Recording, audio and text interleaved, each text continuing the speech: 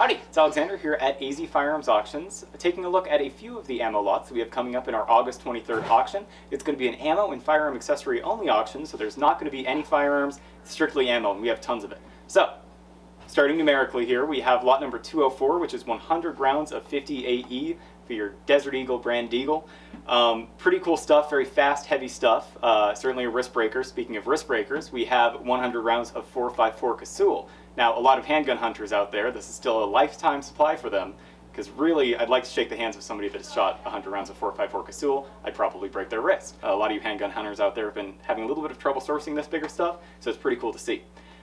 Moving down, we have also a lifetime supply of 300 Winchester Magnum. This stuff is PPU, it's soft point, loaded with 180 grain soft points, of course. Brass case, excellent stuff. And a lot of the people that shoot 300 Winchester Magnum, of course, don't shoot that much. So this really is all you'll ever need. We also have, for the first time in a long time, 3030.